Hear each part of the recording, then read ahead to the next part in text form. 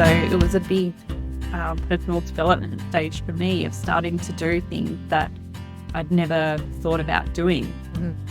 And definitely one of those things relating to what you do is bringing back that creativity, which is something that I'd always had in my life before, but I'd sort of got busy and that was more focused on work and pushing through. I'd sort of put that to the side.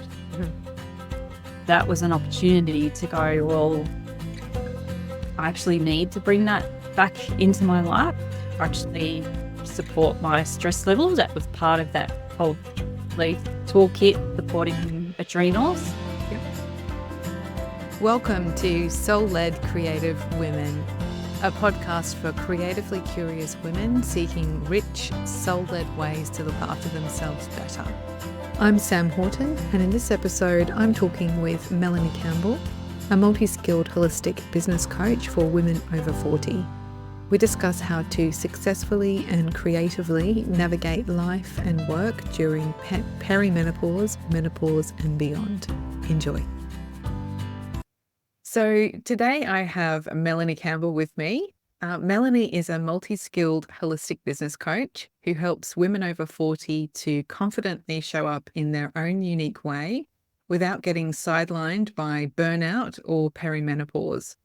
She intuitively draws on her unique toolkit of over 15 different qualifications and experience to give her clients the all-in-one guidance they need for freedom and fulfillment in business and life after 40.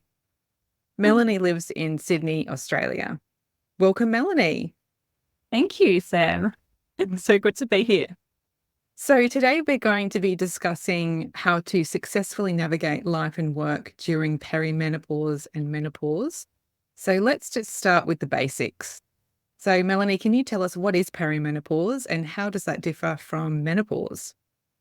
Okay, that's a great question to start with because there is a lot of confusion around that.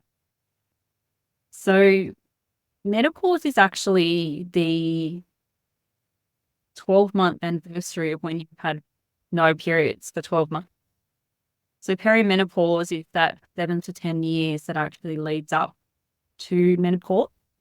So it's really the menopause transition. And then once you reach that 12 months, then you're actually in postmenopause.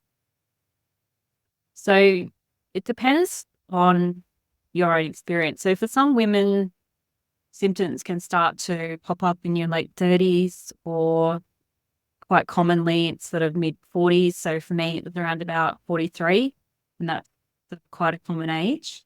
But the main thing to remember with that is that every woman is going to go through perimenopause, whether you have symptoms or not. So all it really means is that your hormones are starting to change, preparing for that transition, when your ovaries will stop producing eggs, you'll stop ovulating, and you go into that phase of having, well, it's supposed to be low estrogen in postmenopause. It doesn't work that way. Okay. Yeah, that's probably the basic definition. And then there are a lot of other little parts to that. Like, for example, women who had a hysterectomy. If you've had a hysterectomy but you still have ovaries, then you'll still be going through perimenopause, just that you won't have any periods to guide you. Right. Okay. Yeah.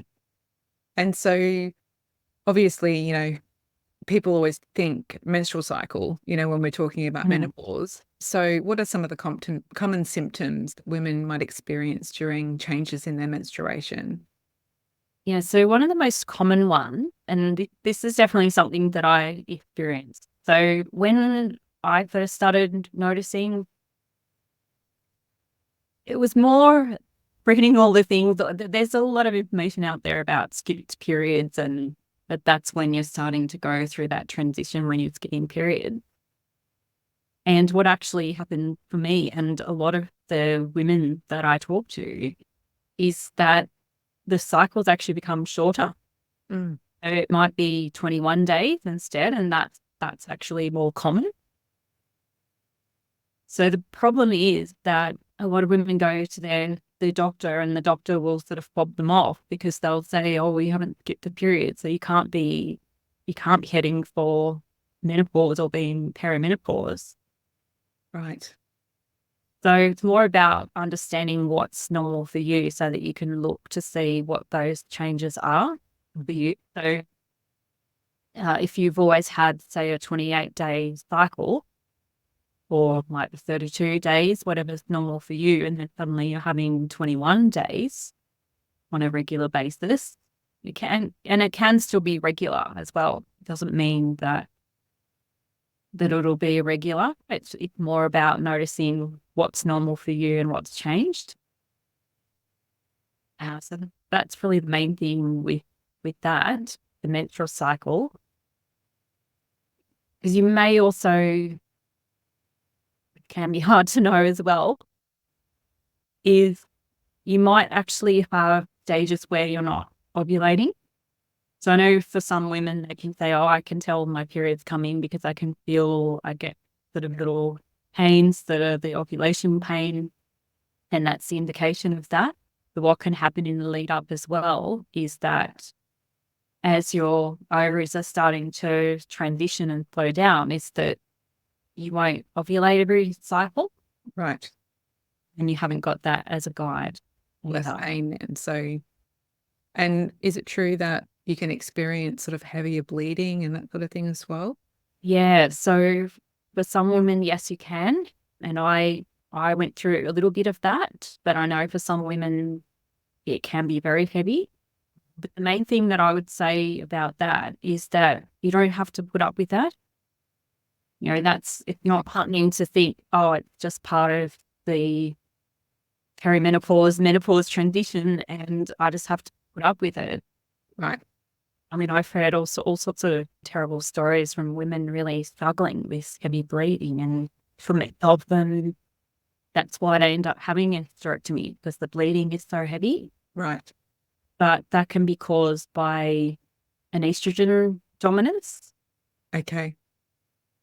So what that means is that you can actually do something about it. So I would highly recommend in those situations going to see a naturopath and getting Right. their version of hormone testing done and just seeing what you can do. Right. Okay. And so that's obviously to try and alter those estrogen levels, through diet and supplements and all those sorts of things that they make. Yeah. Yeah. But it's also about supporting your liver as well. So that actually that's a vital thing. Right. During that time is really supporting your liver health so that excess estrogen that you have is not recirculating through your body. Mm-hmm.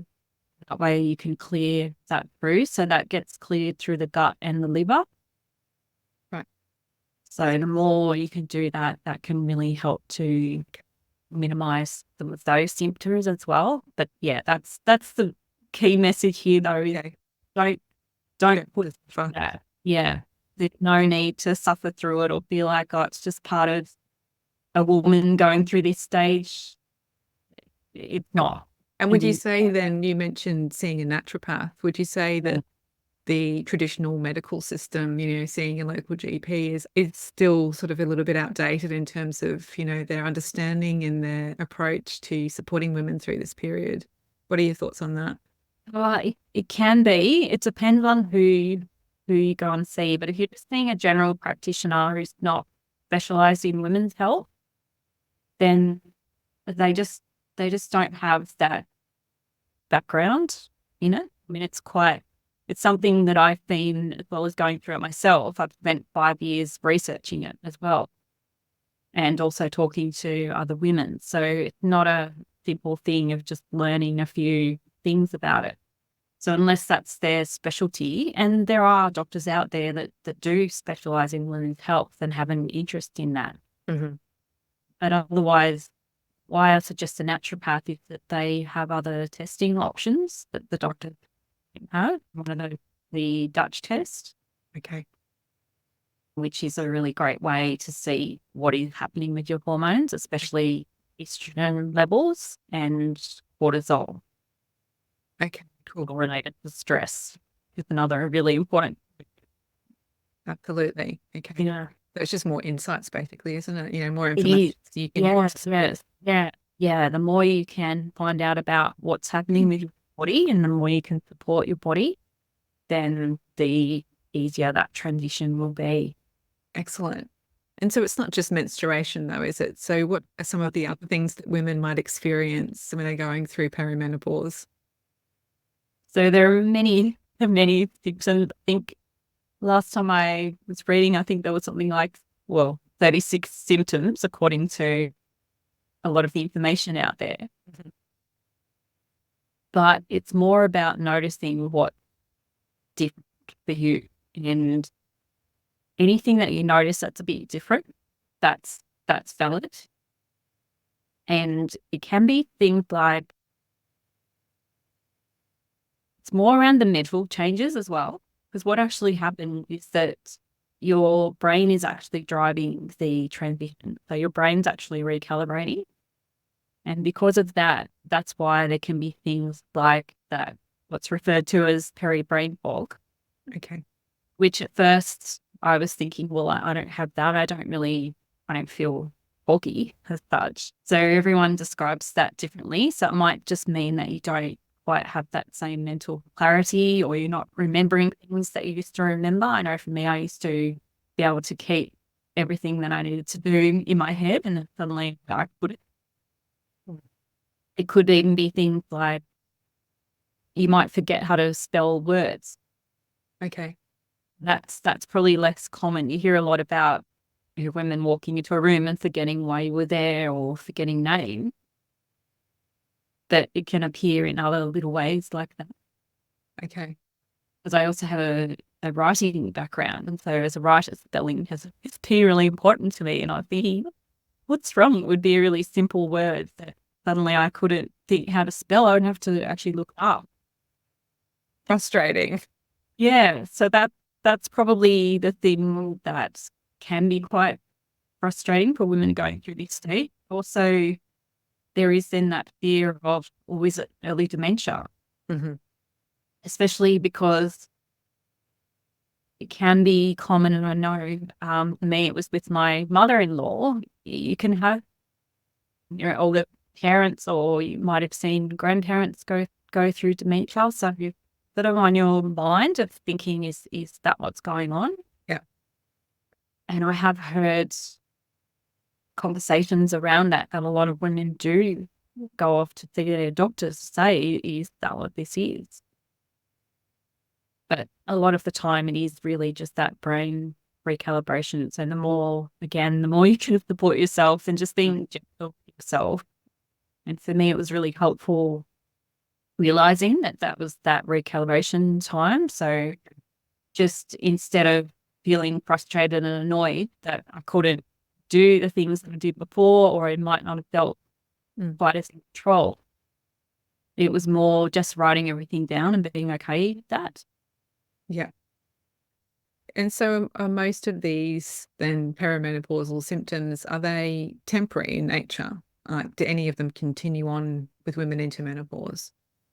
For some, they can, Mm. but the idea is that, I mean, it is a natural process. So the idea is that you might have some symptoms and then go through that. And then once you've transitioned, it's all, it'll calm down according to all the information out there. But that's not always the case. But again, it's more about knowing your body, listening to your body, and the more you can support yourself, then the easier that transition will be, and you can allow your body to go through that natural process. Mhm. And it will just be a much better experience. I think even just knowing that you can do something about it as well is really empowering. Sure. Yeah, absolutely. I mean, one of the things that I've noticed is around strength and this kind of concern that actually I'm getting weaker. Mm. Need to strengthen my body. Yeah. What thoughts on the physical aspect of strength? And I guess, to a point, weight gain and things like that as Yeah. well, and our Yeah. cool pearls, what's your experience with those things?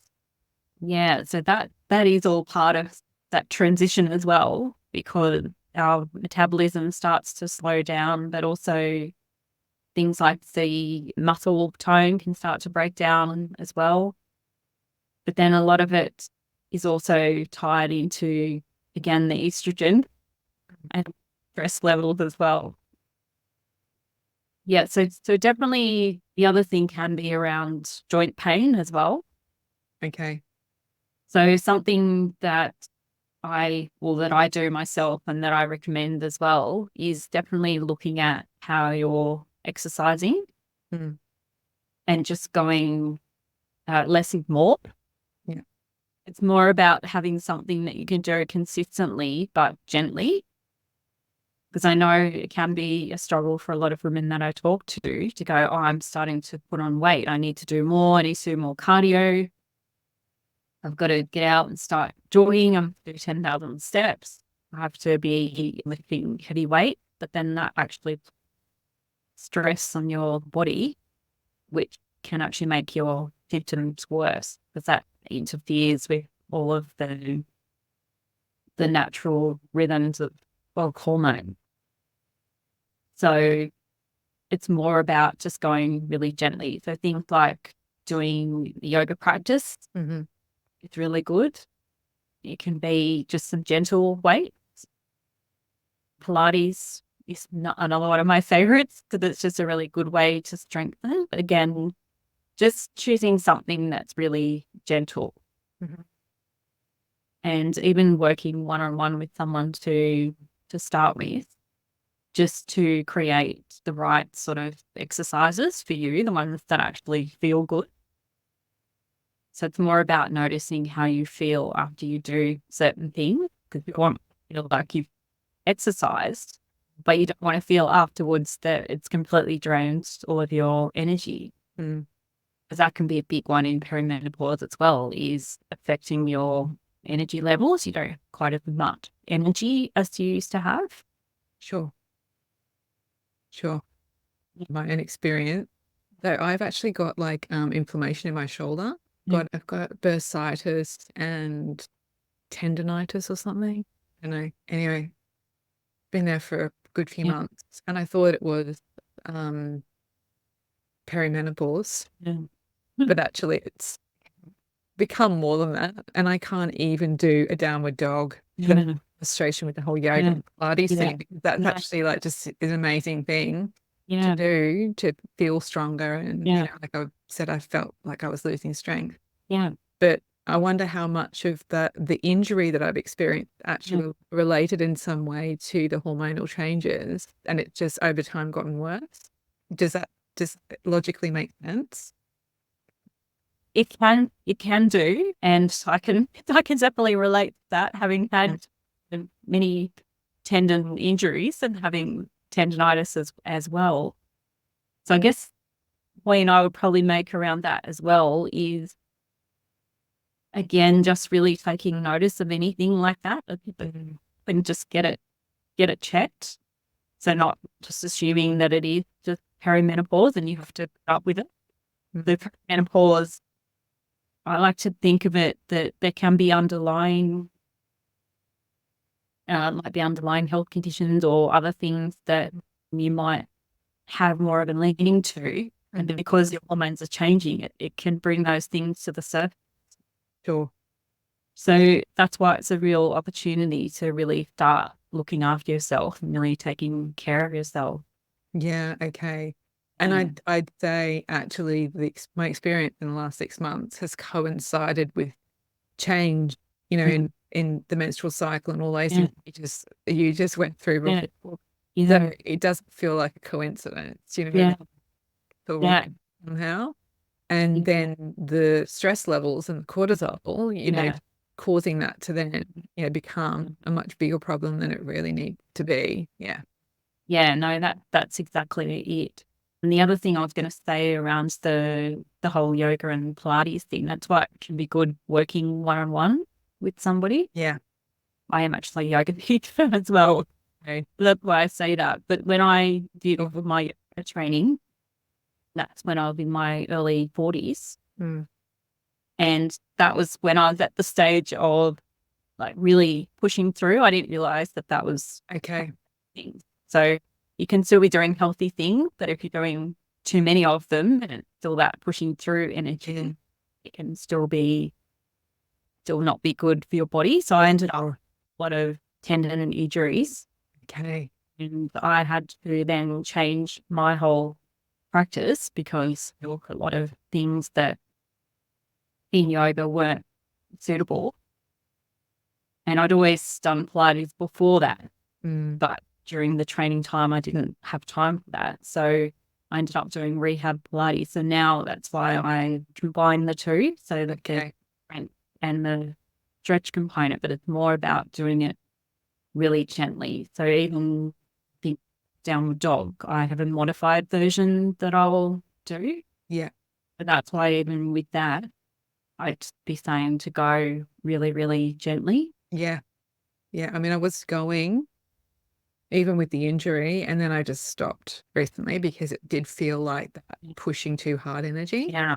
Yeah. And so I just thought, actually, this is potentially going to hurt me even more. I just need to regroup and reset a little bit and just do the physio exercise stuff and then just see how I feel in a few months' time and then reintroduce it because it just didn't feel good. Yeah. Yeah. And that's good. That's exactly what you need to do. Fine. Funny how we learn how to listen to our body. Yeah. The older we get, the more in tune with our body. Yeah, definitely. Our generation. Wow. Yeah, I hope for my daughter, she's 12, I hope for her generation, they'll be in tune with their bodies a lot earlier than we probably have been. Yeah. Yeah. Cool. Okay. So what advice do you give to women to find ways to manage the perimenopause symptoms and minimize, any negative impacts on life? So the biggest one is definitely managing stress levels.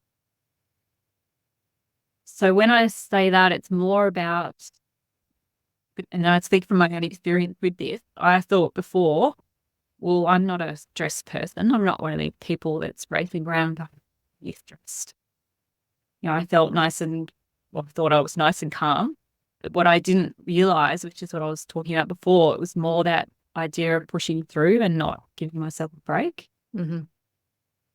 So it's more being aware of that. So noticing when you do start to feel tired and just giving yourself permission to have a little break, even if it's only 5 minutes. So I had a little reminder set in my phone to stop the 5 minutes.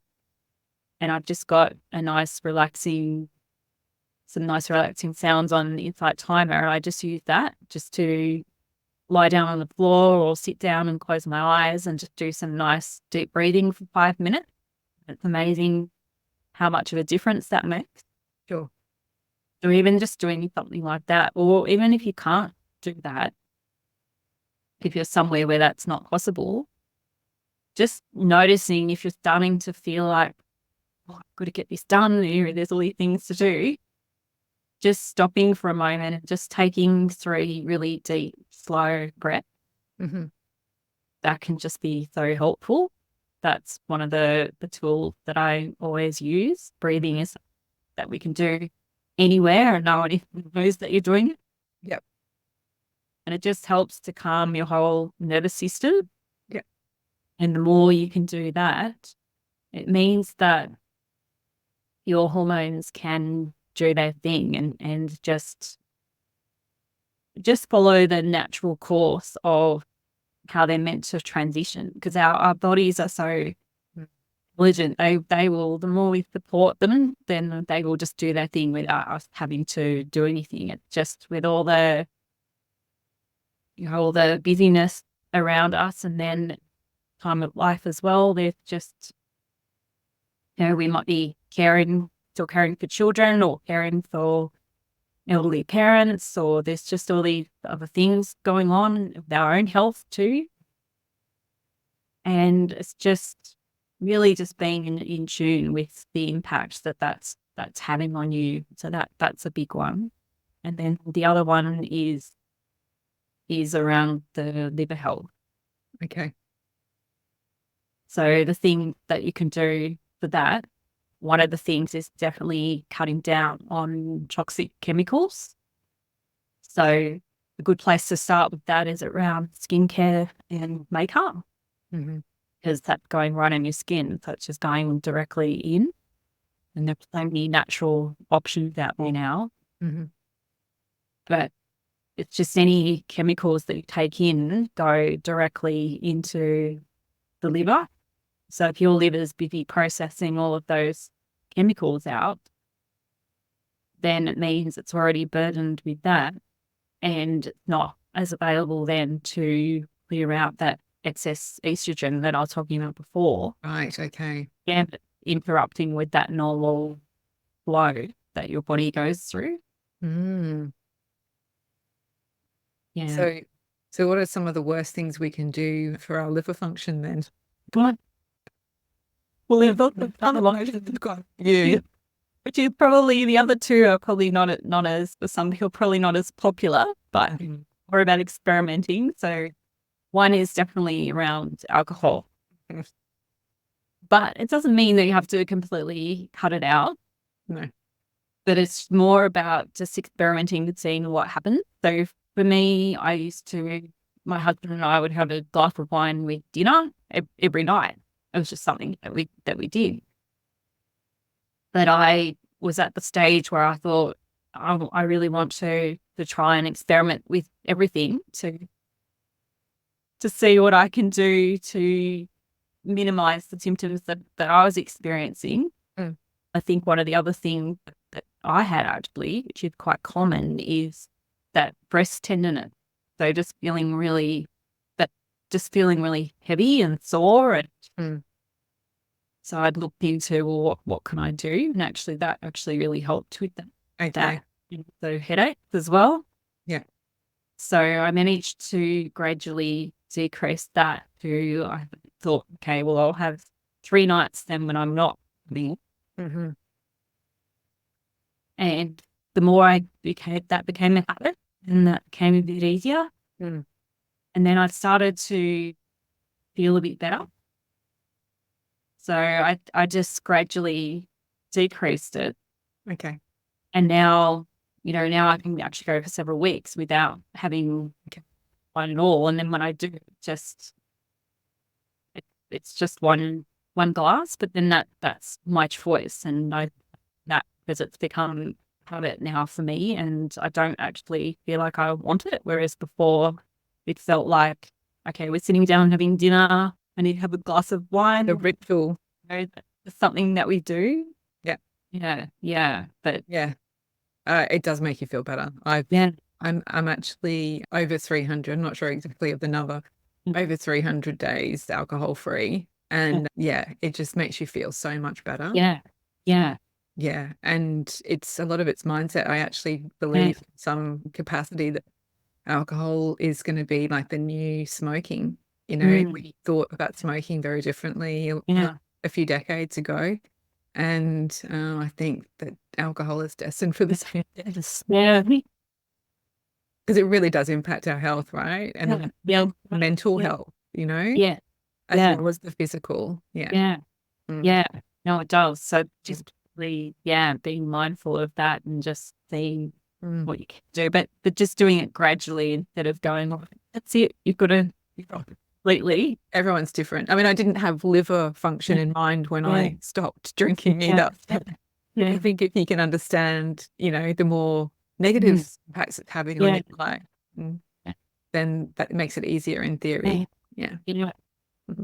And then actually some people ask me as well, I don't know if you've been asked about this as well, but when you go out, what do you do? I remember someone asking me about that. Well, sometimes I might just we usually only get through a glass actually, but sometimes I might just have that just sitting there.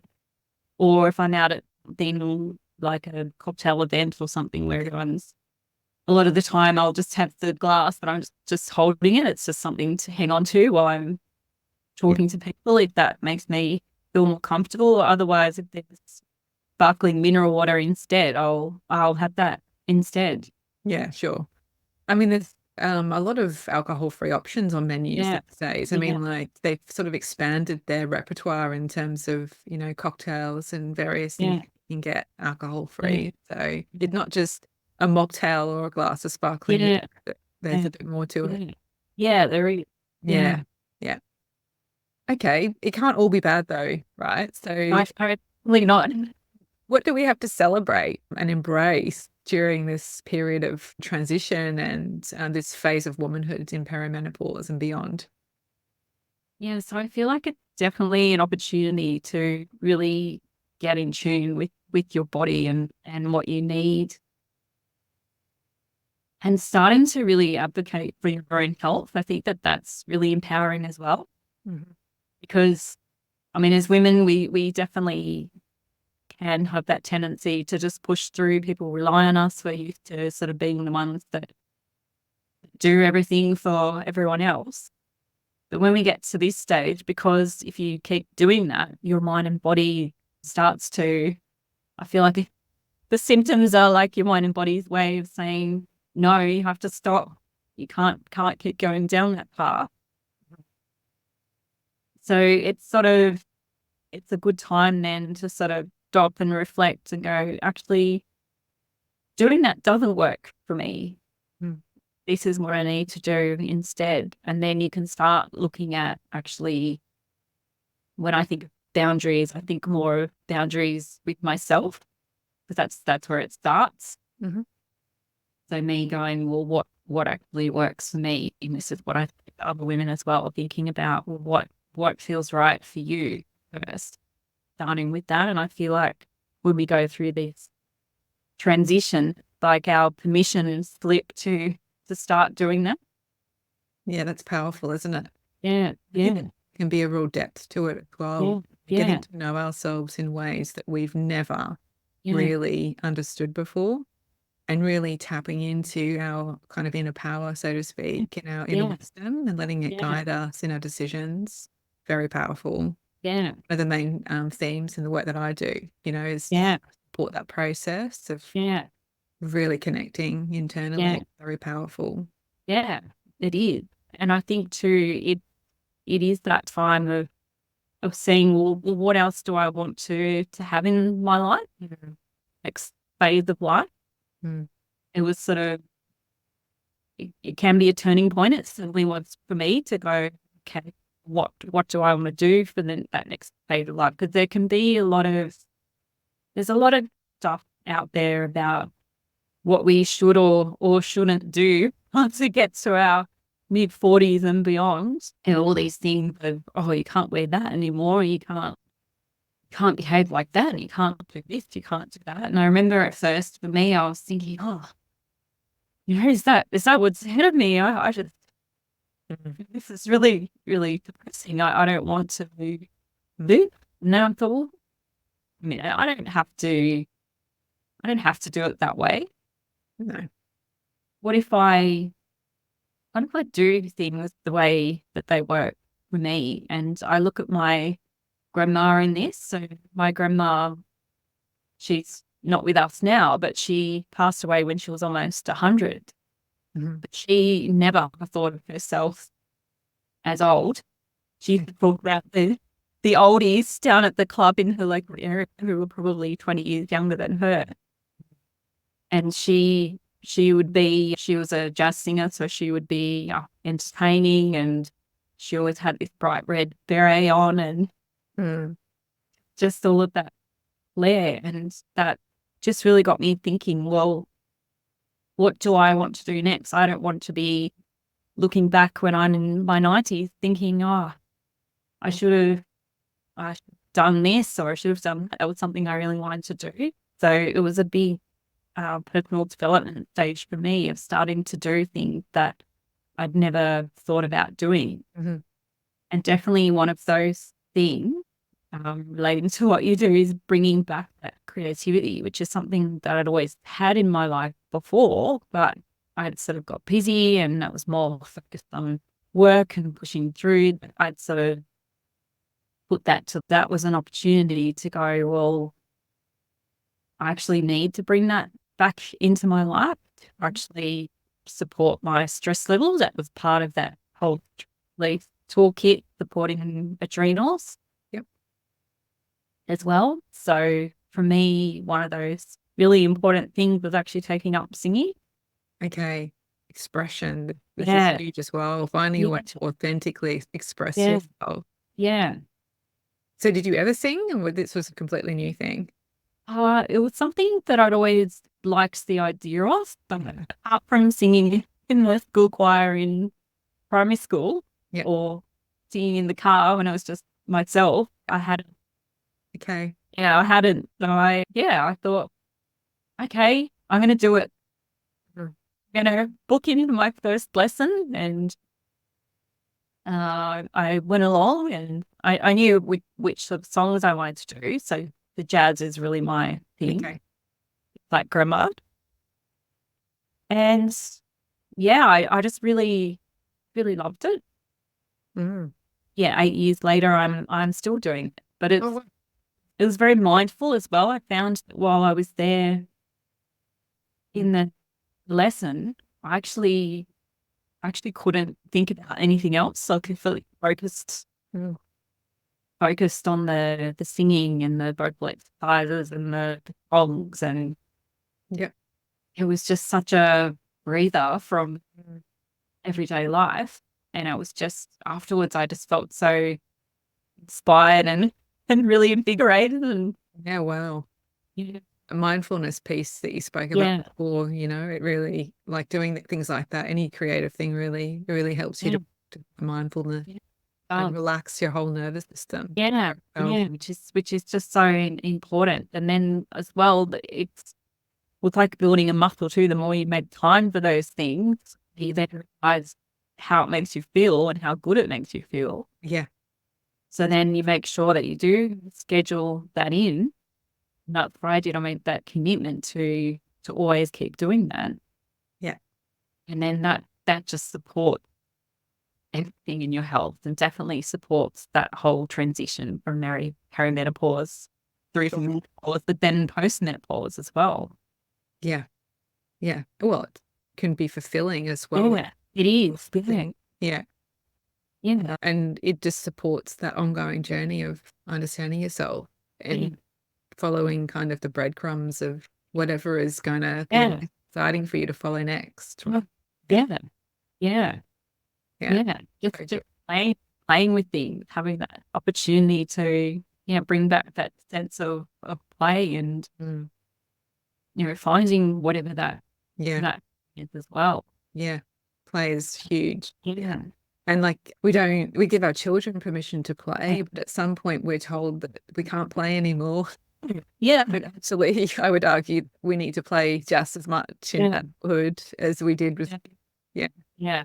Yeah, we do. And I feel like that's what this phase is about that bringing back that play, and that what I like to call ageless freedom. Mm, Why I have as my tagline, my favorite age is now, because that's the mantra that I'm guided by now. But that's exactly what I want to do. It's not about age or being defined by what's happening with my hormones. It's more about what do I want to do? What excites me? What inspires me? Just going out and doing it. yeah. Yeah. Yeah. Very powerful. Mm. So obviously, as part of, this part of your wellness journey, the singing's been a huge part of it. Yeah. Like throughout your life, did you sort of do anything else creative throughout your life? Or is this really just being kind of part of this journey that you're in right now in terms of reintegrating it to, from childhood?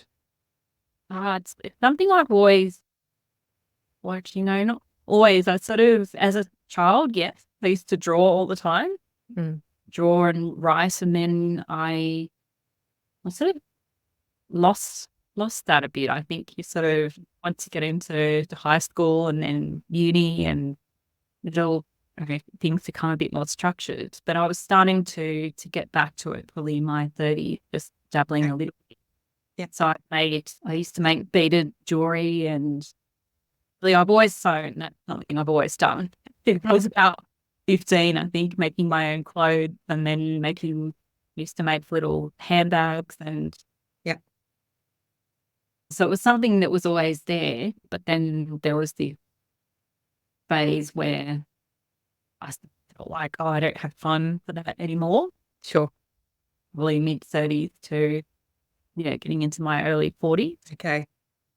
It's really a time of rediscovery. Yeah. And the singing, but then also getting back some of these other things as well. Sure.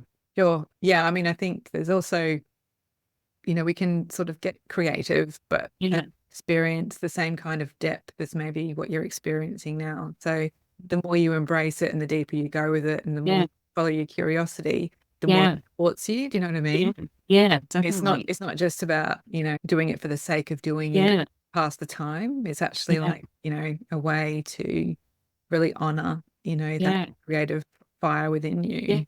So, Yeah. yeah, very powerful. Yeah. Yeah. But it flows onto other areas of life as well. Mm. I think also that idea of being able to take imperfect action as well. I feel like that's something that singing has really helped me to do, Yeah.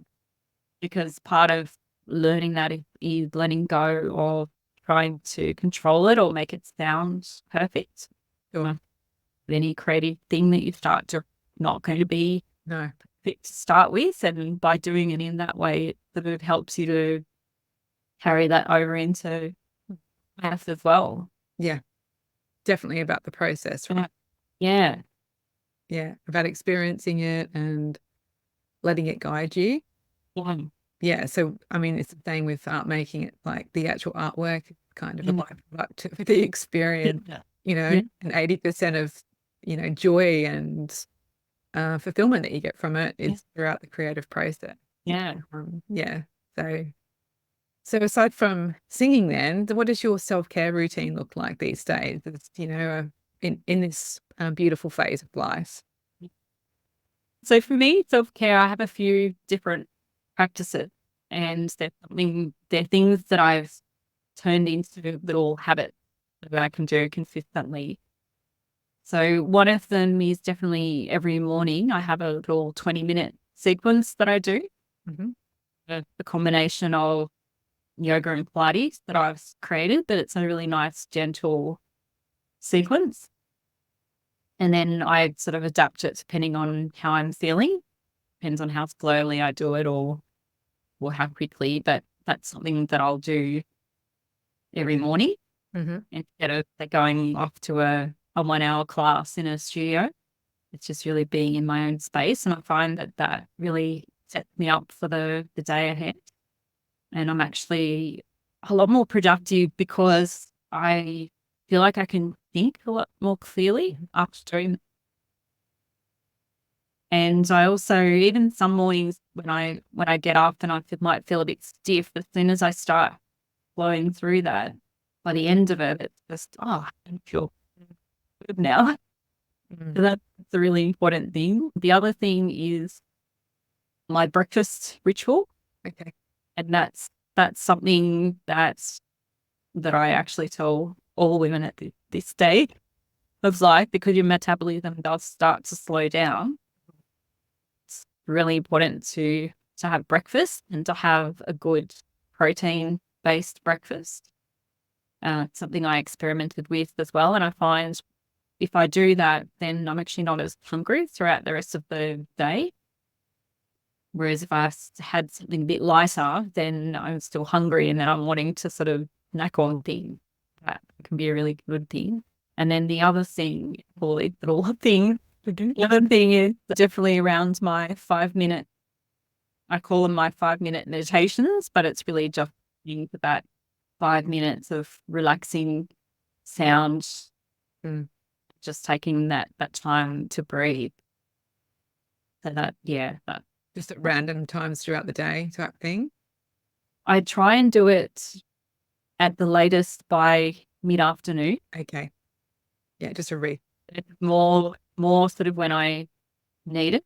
Mm-hmm. So that could vary from day to day and depending on what I have on during the day.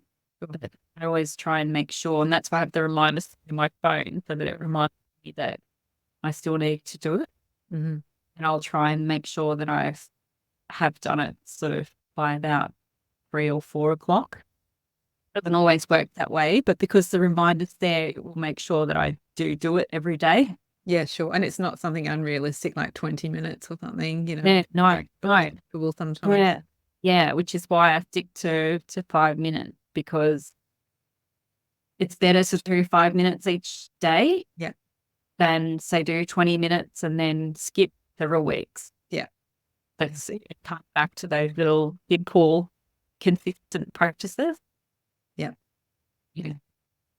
Yeah. So they're probably my main things. And yeah, and definitely the creative aspect. Yeah, sure.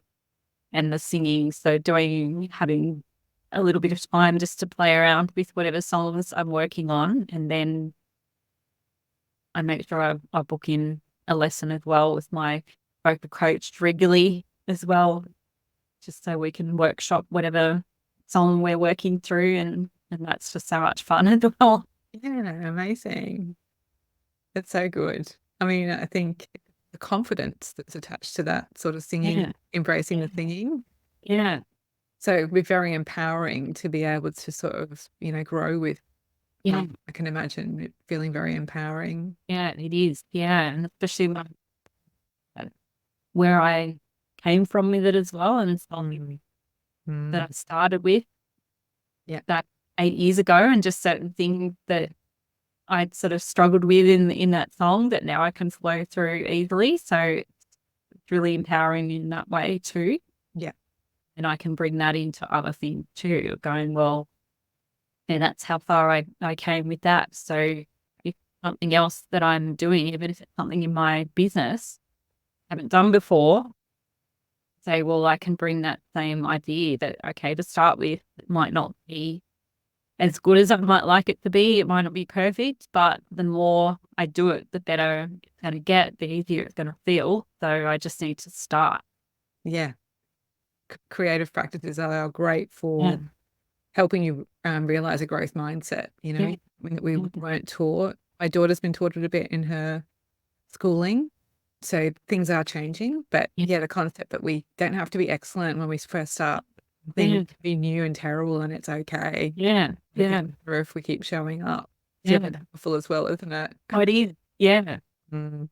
No, it is. But I'm reminded as well, because something I did dabble in for a little while. I did do some painting classes Yes. and I remember the teacher that I had at the time saying, it's more about, it was actually life painting. They had a model there too. And he said, don't worry about trying to capture the whole thing or make it perfect. It's just more about observing and just getting something there here to create a finished masterpiece. And that's something that always stuck with me, just that little bit of wisdom and learning around that, just getting something, get something out there, just giving it a go. Yeah. Well, it's a slow process sometimes to develop the actual technical skill, and it does come, but that's not really, why we want to do it. We want to do it because it actually feels good, and we learn so much from the process, right? Yeah. Okay, so for all women who are just coming to terms with the onset of perimenopause, or starting to realize that it's sort of happening for them, what are the critical questions that you would have them ask themselves today? Well, I would definitely take the time to and write this down as well, is what's actually changed. So it's really good to start to track what's going on. So something that I did is it was just in my phone. I would just make a few little notes of how I was feeling that day, what was going on. So I think really starting to do that. So really checking in, going, how do I feel today? Have I noticed anything that's a little bit different? What's going on? Just making a note of that, because then you can start to see if there is a pattern. Or it's something getting worse, or if something new started, or something else you did might feel a bit better. Because otherwise, if you don't do that, it can then get to the stage where things could build up, but they're not sure, well, when did this start? What was happening? And then it can be really helpful to use that then to maybe start to look for patterns, like particularly a lot of women that I talk to when we'll be going through this process will then go, oh, actually, yeah, that was a really stressful time, or I was going through some kind of illness or something, or I was caring for a family friend or a parent or something. And they'll sort of be often a reason. So then we can go, okay, well, let's look at how we can support those stress levels. Mm-hmm. Probably the main thing. And the other thing is definitely don't ignore anything. So everything that you're experiencing and feeling is valid, and just keep going until you find someone who listens. Don't take no for an answer. So if you go off to the first doctor and you start getting fobbed off, then find another one who will listen, or go and see a naturopath. Just keep going until you get the support and the answers that you need.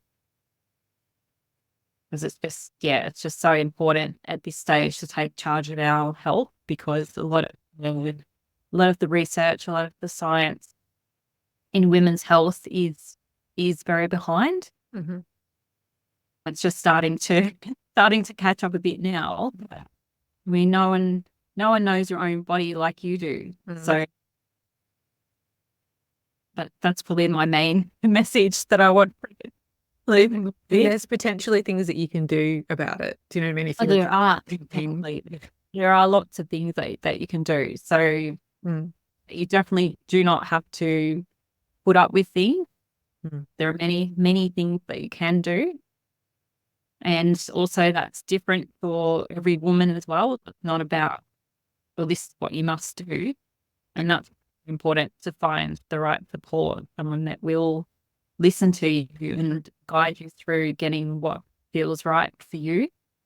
So whether that's, for some women, the HRT does work for them, but other women who don't want to go, and that's fine as well, because it's about what feels most comfortable for you. And the pathway, there are still lots of things that you can do.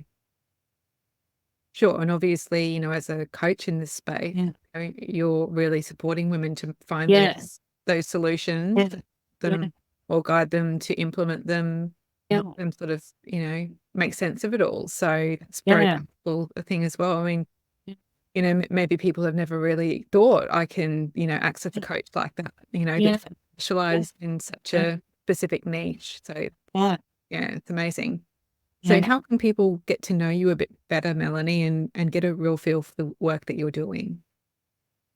Okay. Well, I have my podcast, Holistic Women, where I share all sorts of things from my various toolkit. So that can be a great way. And then just going on to my website, which is melaniecampbell.com.au. And just, if there are any questions that come up, just sending me a message through my contact form, and we can just start having a chat about what it is that they need. Sure. That's a great starting point. Mm-hmm. And we also have a free guide, I think, which we'll be putting the link in the show. I have a free guide. So that's